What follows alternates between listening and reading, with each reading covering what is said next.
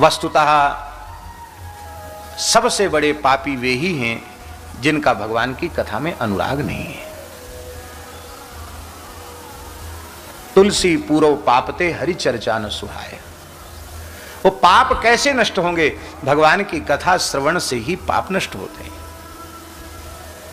भगवान की कथा क्या कहना। आपको सुनकर आश्चर्य होगा, एक जगह कथा हो रही थी रात्रि के समय।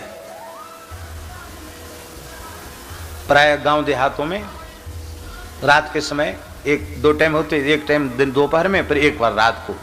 हमारे महाराज जी तो ऐसे ही करते थे। गांव में लोग ब्यारू वगैरह करके आते, फिर कथा सुनते। 12-1 बजे तक चलती रात को। एक बार दिन में कम लोग आते, रात को ज्यादा आते। सामान्य व्यवस्था रहती। और ठंड का समय, अच्छी ठंड।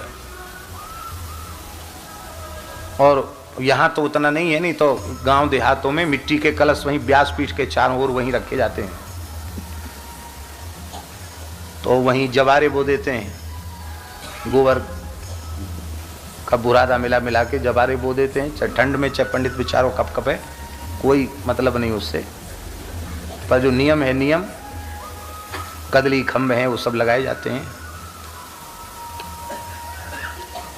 तो बैठने की जगह भी ऊंची नीची थी और कथा हो रही। और किसी व्यक्ति के पैर की ठोकर से कलश जो लुढ़क गया मिट्टी का, उसमें पानी भरा था।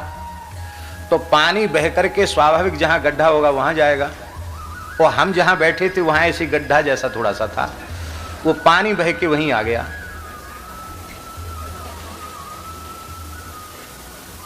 और कथा सुन रहे थे, ठंड का समय। वो पानी आ गया गड्ढे में और पूरा पृष्ठभाग हमारा भीज गया। और हमें यही पता नहीं कि पानी में हम बैठे, पानी में बैठे, कथा हो रही। अब कथा जैसी पूरी ही तो खड़े भये तो पानी टपकना शुरू। अरे मैंने कही इतने तो कमजोर अभी नहीं हुए कि बैठी बैठी। कोई बहुत छोटे बच्चे होते, सोते सोते लघुसुन का कर देते हैं कि इतना पानी कहाँ से निकला। पानी टपक रहा है, सब पीछे से गीला हो गया। तब पता चला वो इधर का बगल वाला कलश था, वो लुढ़क गया था, उससे पानी वहां गड्ढे में था। महाराज जी को हमने कहा, महाराज जी बोले हाँ, चित्त की वृत्ति कथा में लगे होने से कारण अनुसंधान नहीं हुआ। हमने देखा देह का अनुसंधान। आप डूब के सुनिए तो सही, आपको पता नहीं लगेगा। ना कहने में होश रह जाएगा, ना सुनने में। ना हम सुन पाते हैं, ना हम कह पाते हैं। सावधान होकर सुनो, सावधान होकर के कहो। इसलिए भगवान की कथा में कभी प्रमाद नहीं करना। एक कथा सुना देते हैं। हमारे मथुरा में एक गौड़ीय संप्रदाय के महात्मा थे। अस्कुंडा घाट है ना मथुरा में, अस्कुंडा घाट, उसके आसपास उन विराजते थे संत जी। बहुत अच्छे महात्मा थे। वो नित्य भागवत जी की कथा कहते थे सत्संग के रूप में। और उनका एक चेला था, उसका नाम था रामदास। वही आश्रम की व्यवस्था देखता था, व्यवस्था वही संभालता था। लेकिन रामदास और सब काम में तो बहुत कुशल था, कथा उसको बहुत खराब, कथा में नहीं बैठता था। गुरुजी रोज कहते बेटा कथा में बैठा करो।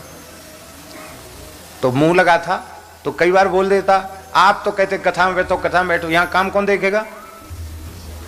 अरे भाई 1-1.5 घंटे की तो बात है, 1-1.5 घंटे छोड़ दो काम, अब सब बिगड़ जाएगा।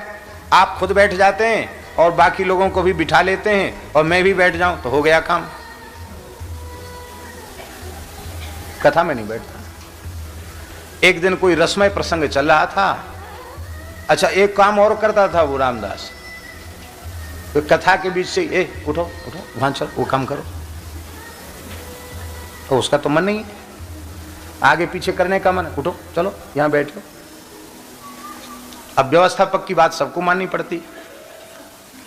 एक दिन उसने बर्तन खटर पटर कुछ ज्यादा ही किया, सो गुरुजी बहुत दुखी हो गए। बोले भाई रामदास, तुम बहुत विक्षेप करते हो, आज तो तुमने हमारी कथा में बहुत रसभंग कर दिया। तुम काय बात के साधु हो, कथा में तुम्हारा प्रेम नहीं है। बहुत दुखी हो गए आज में, धोखे से साधु बन गए। तुम्हारी प्रकृति तो बंदर के जैसी है, चंचल प्रकृति है तुम्हारी। लगता हमें ऐसा कि तुम बंदर की योनि में जाओगे। गुरुजी के मुंह से निकल गया। अब कुछ दिन बाद, कुछ दिन तो कथा हुई जितनी होनी थी, कुछ दिन बाद रामदास को बुखार आया, तेज बुखार आया, उसी में उनका शरीर पूरा हो गया। और कथा भागवत जी की शुरू हुई, उनकी तो चलती थी, तो जैसी कथा आज शुरू होने वाली थी कि उसी समय मंगलाचरण करते ही पेड़ से एक बंदर आया और पोथी को बढ़िया से, जैसे कोई श्रद्धावान प्रणाम करता ना, सिर रख के प्रणाम किया और हाथ जोड़ के बैठ गया।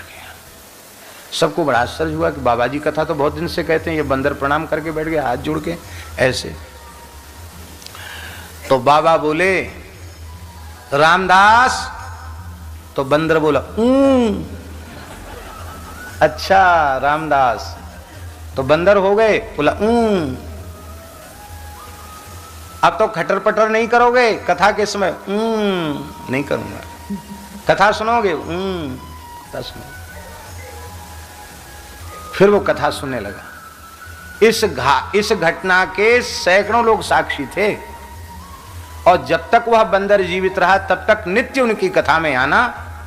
और बंदर की योनि में इतना चंचलता बिल्कुल नहीं, ना बंदरों के समूह में रहे, और गुरु महाराज का उच्छिष्ट ही खाता था और कोई चीज नहीं लेता था।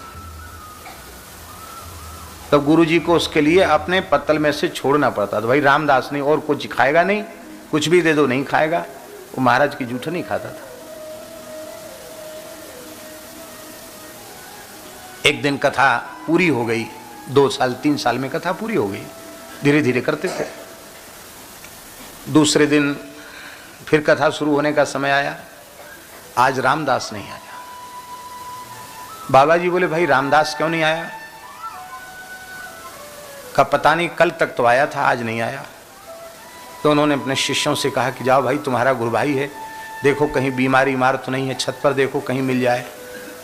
तो पेड़ था वहां, और छत के पास देखा कि वो रामदास पधार गए थे।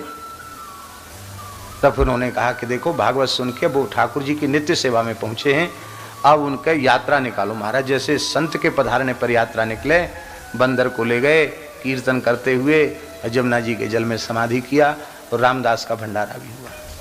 ये मथुरा की घटना है। भगवान की कथा में कथादिस्व अनुरागः इति पाराशर्यः, किसने कहा? नारद भक्ति सूत्र में। पाराशर्यः माने व्यास भगवान का मत क्या है?